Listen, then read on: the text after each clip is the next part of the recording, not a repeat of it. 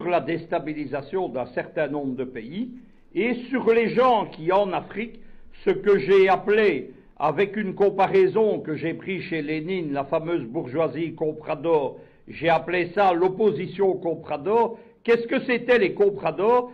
C'était du temps du colonialisme portugais à Macao, des Chinois qui acceptaient la domination coloniale portugaise à condition de garder une part de l'économie et du commerce. Eh bien, on vit la même chose en Afrique. J'ai longuement averti sur qui était Katumbi. On est, avec le mandat d'arrêt international, dans le noyau, le fond de l'affaire. Si vous suivez les médias occidentaux, on a bâti une grande légende autour de Katumbi, on appelle ça une storytelling, c'est-à-dire qu'on vous invente la vie de quelqu'un. Il y a notamment un film, Katumbi, gouverneur du Katanga, qui a été financé en partie par Arte.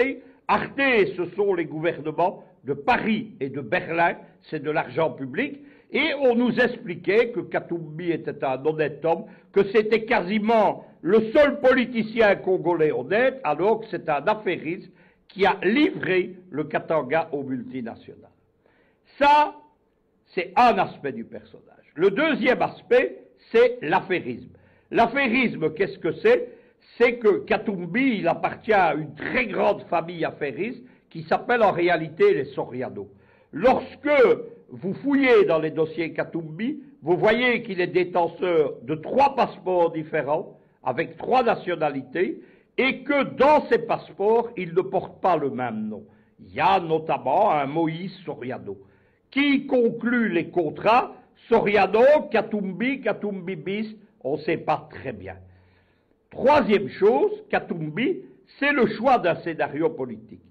C'est l'homme qui a été choisi dès les années Obama, le fameux sommet USA-African Leader, nous sommes à l'été 2014, il a été choisi comme l'homme qui était chargé de dégager la cible principale de ce qui est devenu le printemps africain, qui était Kabila. Kabila invité au sommet USA-African Leader et qui s'est vu opposé à une conférence de presse à John Kerry, qui était le ministre des Affaires étrangères américain de l'époque, et le but était très simple, c'était d'humilier Kabila, qui a été sous-estimé et qui a compris directement ce qui se passait. Que devait être Katumbi? Katumbi devait être le candidat unique de l'opposition. On a, mais les Américains ont l'habitude de le faire, surestimé sa popularité, et on lui a bâti les moyens de ses ambitions politiques. C'est-à-dire qu'il a été pris en main par des réseaux américains, de l'administration Obama, de ce qu'on appelle les vitrines légales de la CIA, de George Soros, ce sont toujours les mêmes gens, et de l'OTAN. Il y a une fondation qui est l'Atlantic Foundation aux États-Unis, c'est la principale fondation de l'OTAN aux USA, c'est elle qui a parrainé Katumbi. Katumbi, qu'est-ce qu'on a fait? On lui a créé tout d'abord une ONG puissante, dont le but officiel, ne souriez pas, ne riez pas, il n'y a pas de quoi, c'est le panafricanisme. C'est la première tentative d'ailleurs d'utiliser le panafricanisme contre les panafricains et contre l'Afrique, puisque c'est un faux panafricanisme dont le but est le néocolonialisme en Afrique. À la tête de cette ONG, qui a des moyens considérables, il y a un ancien conseiller à la sécurité nationale, et vous allez comprendre pourquoi j'ai fait ce long détour, donc conseiller à la sécurité nationale d'Obama, c'est le général Jones. Le général Jones, lorsqu'il cesse d'être conseiller, c'est un militaire du Pentagone à la retraite.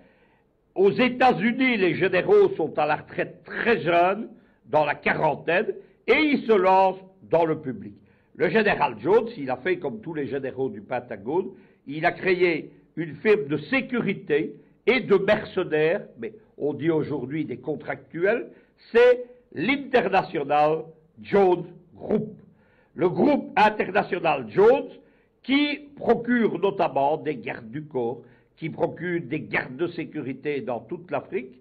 Jones a une particularité, il dirige une firme de mercenaires, il est bien introduit dans l'administration américaine, mais c'est aussi le principal administrateur de l'ONG de Kabila. Kabila, à un moment donné, introduit des mercenaires au Congo sous prétexte, dit-on, d'assurer sa sécurité. En réalité, il prépare un mauvais coup. Ces gens sont arrêtés. Il y a ce sont d'anciens Marines, il y a un de ces Marines qui fait des aveux en présence de ses avocats de la police congolaise devant un représentant de l'ambassade américaine dont il n'est pas molesté, il n'a pas été brutalisé, torturé, etc. C'est un homme qui a compris que pour rentrer au pays, il fallait avouer.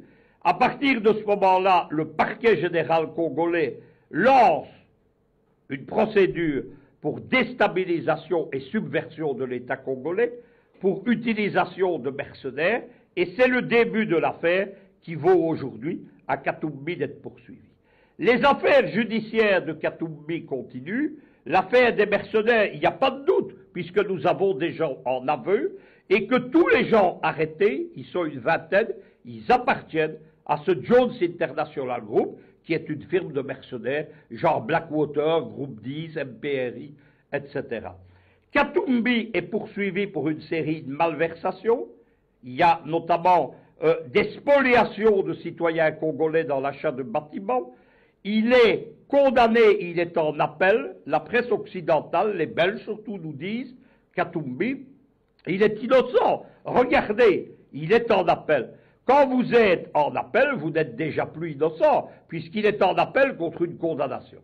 Deuxième procédure qui suit, c'est la procédure, l'affaire, ce qu'on appelle l'affaire des mercenaires, je le répète, sur lequel il n'y a pas de doute, et ce que veut le parquet général congolais, c'est arrêter la petite musique de nuit, où la presse belge, en particulier Le Monde Afrique, sa petite sœur, la Libre Belgique Afrique à Bruxelles, nous raconte que Katumbi est poursuivi politiquement, c'est un agneau blanc innocent, on l'a empêché d'être candidat, il n'a pas pu venir déposer sa candidature, non pas parce qu'on lui a interdit de rentrer, mais parce qu'il y a un mandat d'arrêt international contre lui, et qu'il conviendrait qu'il se constitue prisonnier et qu'il soit incarcéré, ce qui suffit d'ailleurs à empêcher sa candidature aux élections.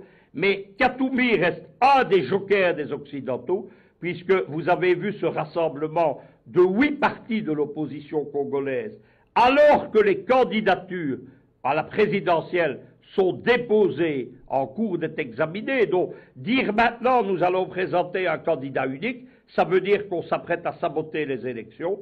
Et certains de ces partis de ce G8, ce sont des gens qui espèrent toujours présenter un Katumbi avec les moyens américains financiers dont dispose Katumbi comme candidat à la présidentielle.